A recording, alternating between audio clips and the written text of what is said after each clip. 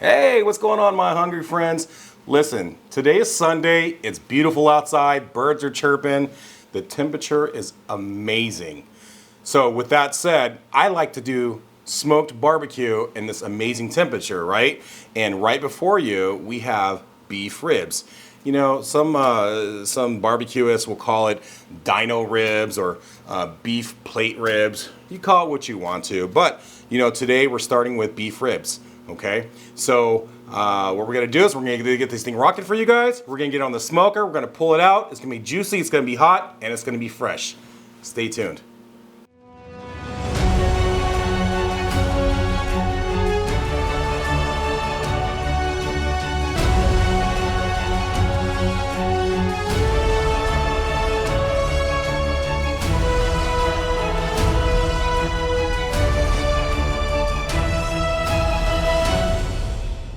All right, so the first thing what I like to do is I like to take our beef ribs and I'm gonna cut off any of the fat or different type of anomalies or undesirables on these ribs before we get started. And as you can see, there's a lot of fat here. Obviously there's some blood. You know, what we're gonna do is we're actually going to wipe this down and dry it up a little bit. And while I'm doing this, you can see how I'm doing it. Just gonna pat it down, get it dry, right? Clean up your workstation a little bit. But you know, more importantly, we want these ribs dry. And it makes a lot easier for you to look at what you're cutting into and it just, you know, for presentation looks really good. But you know, I've gotten these ribs at Albertsons, my local Albertsons in Star, Idaho. So I want to give a shout out to you folks out in my butchery at Albertsons in Star, Idaho. You guys are really great to me and you guys give me the best product. But as you can see is when we're picking out our beef, if you can look at the marbling, you're going to see little striations of fat running through. And this is what we want, okay? Okay, and you know, we're gonna cut off the fat. We're gonna start with just the one for right now, and I'm not gonna bore you with the other one. So, but what I want to do is I want to cut off this fat first, and you can see the fatty content. And just take your Dexter knife. I like these Dexter knives because they're really durable. I'm hoping they're sharpened enough for today's cook. But well, let's go ahead and take a look and see what we can get going here. We want mainly the actual beef to show. See how we're kind of getting it to it at the base here? Kind of almost there, but that's okay though. It's going to take a little bit to get this off. All right, so the next step of the process after we get done cutting all the fat and undesirables, we're going to go ahead and do our rub. But if you also noticed, I did not take off the silver skin off the back, and the reason why we're not doing that is because we want to keep the beef ribs intact, okay? So what we're going to do is we're going to apply our rub, and what I like to do is I'm going to start off with my Cosmos Dry Rub Texas Beef. I really like the flavor on this. Got a little bit of the lemon, the garlic. Anyhow, but what we're going to do is we're going to apply a generous layer.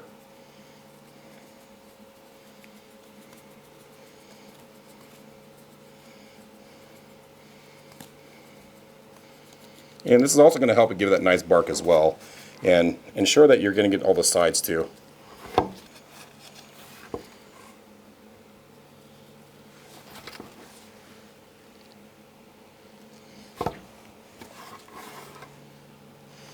Okay. And then as far as the back side, I will be coating that as well, just a light coat. Okay. And then I like to go off with my Killer Hogs Hot Barbecue Rub. Okay. Again, don't forget the sides. Just a light coat of this. It's got sugar. Hoping you guys are measuring very carefully, folks. So anyhow, but this is also going to give it color as well.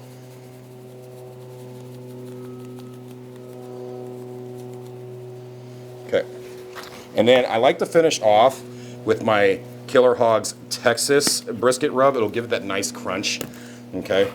And I mean, you can use whatever rub you want to use, but I like to add this on there as well. Okay. And we're gonna do the same thing for the other side. Okay, so now that we had applied our amazing rubs onto our beef ribs, now we're gonna let this sit for about 15 or 20 minutes or so. When it is gonna draw a little bit of moisture and it's gonna be able to adhere all that rub. But now we're gonna move on to the next step, and what we're gonna do is we're gonna set up our grill. Currently I do have a brisket going right now, but I wanna make sure that the wood is ready to rock and roll for it, okay? But I do have a brisket on there. It's been on there for about 12, 13 hours. So that'll be done shortly. However, this is gonna be the star of the cook today, okay? So follow me over to the grill. Okay, so check this out, guys. We're gonna come over here to my Old Hickory CTO. And this is an amazing, amazing smoker, okay?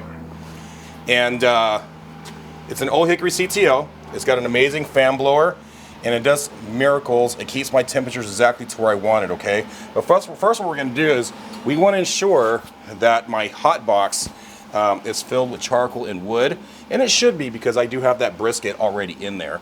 But let's go ahead and take a look.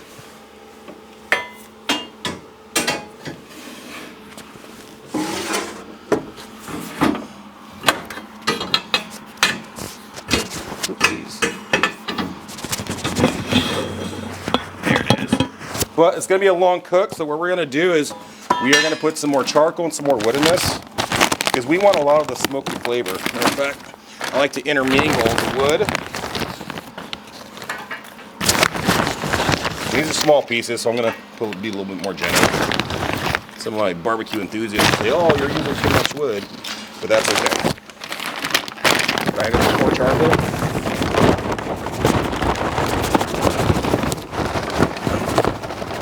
If I run out, I'll just add more charcoal. And of course, more wood. What that charcoal is going to do, it's going to be able to keep this grill going nice and steady for about 225 degrees. But again, these are small pieces. That's why I'm just adding a little bit more. Get some more of that smoky flavor. Okay. All right. Now that we have this all filled up, ready to go, we are now going to go ahead and add in our beef ribs. All right, so check this out, guys. Now that we had an opportunity to allow these ribs to sit for about 15 minutes or so the rub can adhere to the meat, now let's go ahead and put this on our smoker, running right around 225 degrees or so.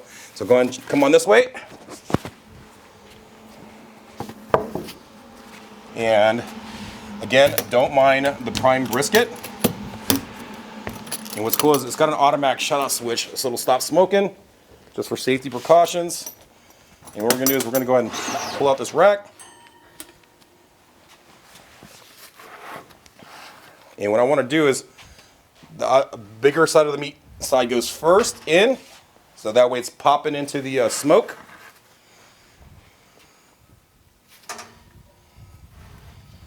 And we want a clean grill. So we want to make sure that these are over the pans, so it's collecting the grease from there. What we're going to do is go ahead and close this up. And now that the hardest part is done, now we're going to let the smoker do its thing. Now this is going to take about 4 hours or so. We will check on it right around 3.5, 4 hour mark. It won't be done in 4 hours. What I meant to say is we're going to check on it in 4 hours. We may have to give it a spritz or whatever to make sure we're not drying up, okay? And then at that time, we're going to wrap it, and then we're going to move on from there. Stay tuned, guys. Okay, so folks, listen up. Now, this is the time where we can take a look at it, okay? Remember, in barbecue smoking, if you're looking, you ain't cooking, right? So now we're going to go ahead and take a look at it. We're going to take my thermometer reader here, and we're going to take a look at it and see if we have good bark. Okay, here it is.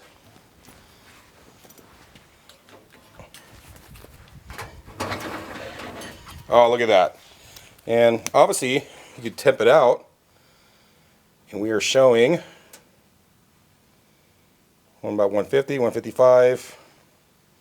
Obviously, we're getting a lot of resistance, 160, 161. Okay, so this is about the time I want to pull because it's at a stall point, but we're going to speed up the process a little bit, okay? So what we're going to do is we're going to take our ribs, and we're going to go ahead and put it on the wrapping board.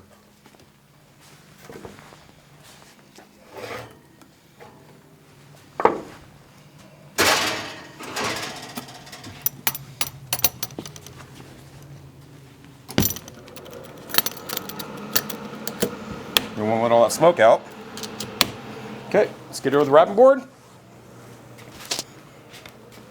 Now, the wrapping process is really simple, folks. Okay, and we're gonna do 2 at a time, but let's start with the first one. And what I'm gonna do is I'm gonna take some apple cider vinegar and some apple juice, and we're just gonna spray it around. Keep some of that moisture in there. Generally, some folks, they swear about putting foil.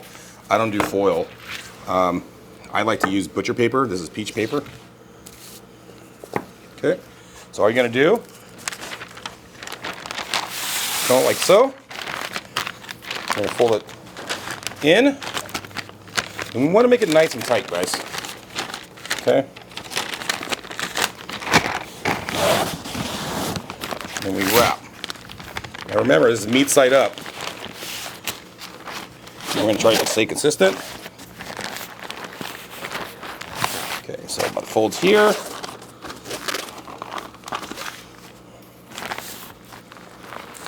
Now we're meat side up.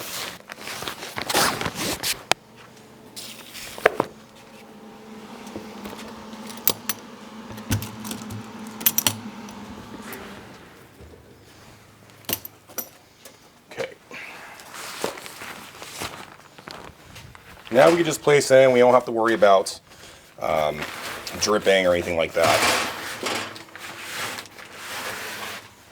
Okay.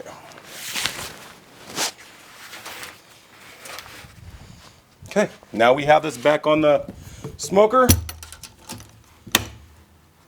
We are going to let it ride until we can get the desired temp and the doneness we want on that meat. Stay tuned. Hey, my hungry friends, check this out. My beef ribs have been on the smoker for about 10 hours or so, okay? And what we're gonna do is, if you take a look at this here, so I have this thermometer here, it's 203 degrees, it's already showing we're about ready. And what we're gonna do is, we're gonna check it out. Even though we have a temp of around 203 degrees, what I like to do is I like to poke and feel around to see if we're having any resistance, okay? So let's go ahead and check this out.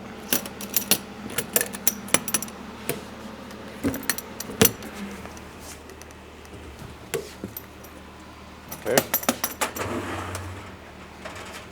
So obviously we have,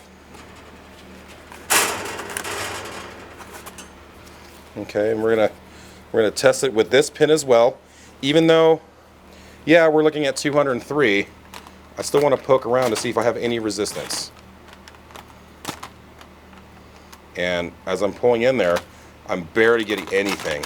It feels like butter going in. So, matter of fact, here, let's take a look, and so you can see the temp of what I'm looking at. That's like probably closer to the meatier part. Let's try another piece. Oop.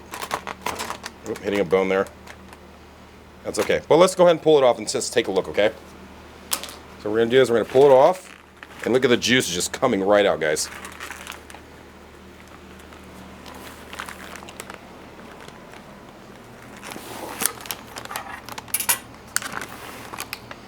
Okay. We'll just stop up here.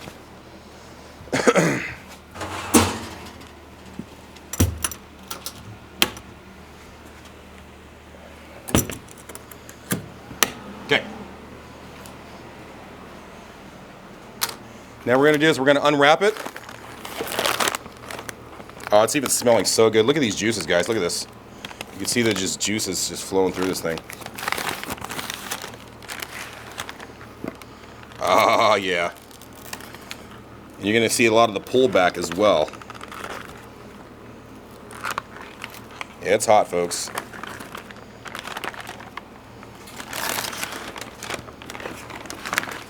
Try to be careful so I don't break it because it is tender. Ooh, hot.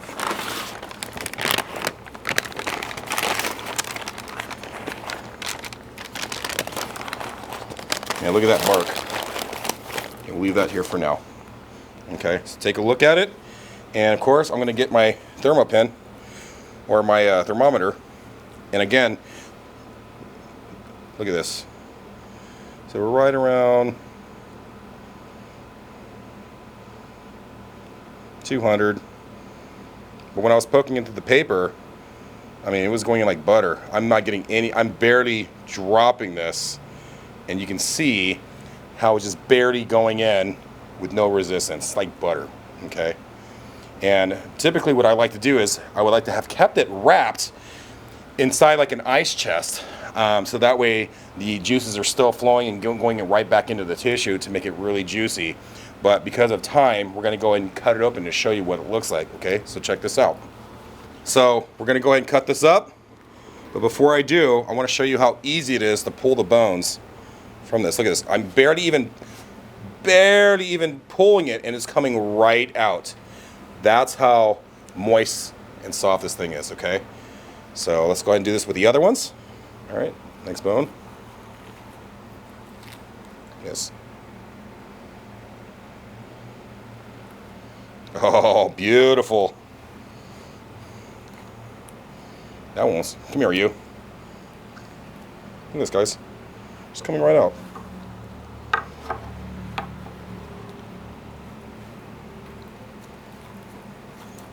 Whew, it is hot. Okay. Now, obviously it's still hot. Normally I would wear this cotton gloves underneath these ones. Kind of ran out of them, so this is what I'm working with today.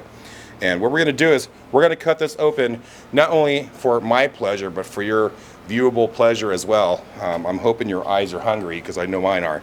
So what I'm going to do is I'm going to take it up like this. And look at it. You see the bark? Okay. And watch how juicy this is when I cut into it. Okay. So what I'm going to do,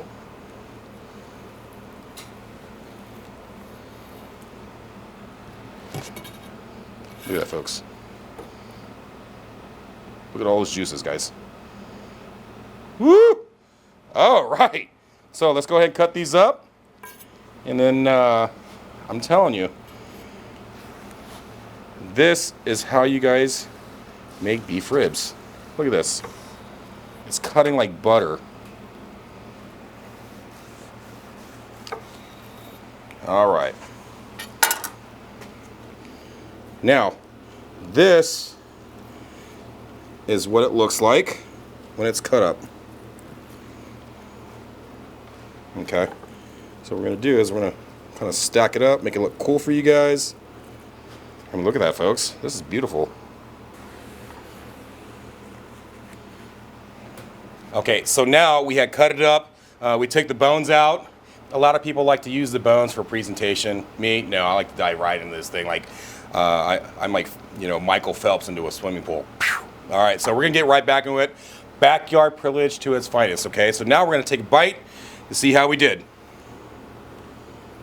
Look at this.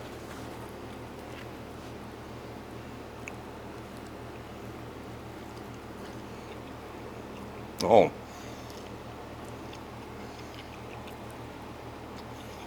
You know, I try to treat the way I do these beef ribs like brisket, and it comes out, I think it's better than brisket, to be honest with you. You know, most people will say, you know, that brisket's the king of, you know, protein and barbecue. No, beef ribs are. I'll do these any day. So check this out, guys. My hungry friends, those watching from, you know, near, domestic, and afar, give this a try. I can guarantee that you guys are gonna love this. And just keep in mind, you may not have an Old Hickory CTO or Memphis Grill Elite or any of that nature. You may have just, you know, just a standard Weber kettle grill. That's okay, you know. As long as you apply the same principles that we showed you today and get the temps up to around 203, 205 degrees, I'm telling you, doing it this technique, it's gonna come out pretty about darn the same, okay? So listen, if you guys like what you saw today, please subscribe to my channel. Tell all your friends and family about me, about this video, and how I can teach you on how to make amazing, hearty meals, okay? So until next time, I'll see you guys soon, and you guys have a good one. Thank you, and have a great night.